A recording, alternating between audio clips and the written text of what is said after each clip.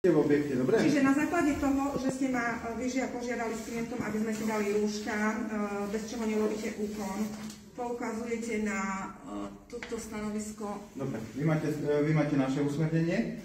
A na základe vášho usmernenia ja vás poprosím, ja vám to idem odovzdať. Ja vám to práve idem odovzdať. Čiže ja som vám pripravila, že vám idem odovzdať oznámenie moje. Nech sa páči. Oznámenie o čom? Si to prečítate. K tomu vám dávam žiadosť o zdržanie sa protiprávneho konania adresované a výzvu o zastavenie vydávania nezákonných opatrení adresovanú predsedovi vlády Matovičovi a ostatným orgánom štátu, na základe čoho začali sa aj prijímať tieto zmeny, pretože na základe tohto môjho podnetu, ktorý bol prešetrený generálnou prokuratúrou Slovenskej republiky, dňa 2.10. vydala generálna prokuratúra, pán policajt, že tie opatrenia, respektíve tie nariadenia, ktoré ste mi vy teraz odovzdali 9.9., tieto, teda oznámenie z 9.9. ste ma o tom informoval, všetky tie opatrenia úradu verejného zdravotníctva sú nezákonné. Tu vám predkladám upovedomenie generálnej prokuratúry, ktoré mi zaslala aj do zo dňa 2.10. K tomu vám predkladám žiadosť o zdržanie sa protiprávneho konania, ktorú som dala predsedovi vlády Matovičovi. A tento dokument prosím zaprotokolovať a v prípade, že nás odmietnete pustiť na úkon, buďte takí dobrí o tom urobiť úradný zápis, odovzdať ho. My pôjdeme, aby sa ďalej už budete... Čítala ste si to naše usmernenie? Áno, prečítala.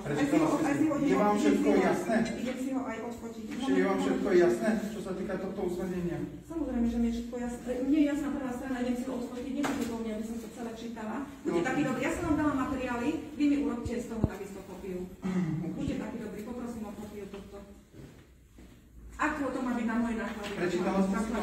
Buďte takí dobrí, vy urobiť fotokopiu na moje náklady.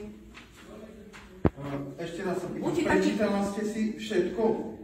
Pokiaľ ste si prečítala. Ak žiadate odo mňa nasadiť rúšku, vy si prečítajte hlavne všetko z tohto upovedomenia generálnej prokuratúry. Podľa ktorého sa riadíme my.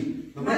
Je to usmernenie ministerstva vnútra. Pokiaľ ste si všimla, ste v budove ministerstva vnútra, my sa budeme riadiť. Generálna prokuratúra vykonáva dozor zákonnosti. Ja som vás nechal dorozprávať, aby som bola rád, keby ste to nechala dorozprávať aj vy. Generálna prokuratúra vykonáva dozor aj nad zákonnosťou ministerstva vnútra.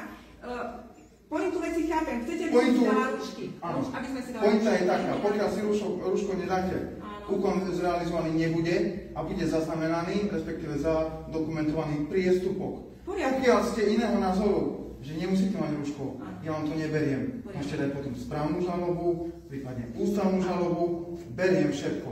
Ale pokiaľ má byť zrealizovaný úkon, to rúško si vy aj váš klient dáte. Nedáte. Úkon zrealizovaný nebude, poprosím za dokumentovať priestupok. Dobre? To som chcela a zaprotokolovať. Dovidenia, nemáme sa o čom baviť viac. Vy sa týmto spôsobom so stránkou asi baviť sotva ťažko budete, pretože ja na vás podám takisto sťažnosť. Buďte také dobre zadokumentovať o tom. Nie.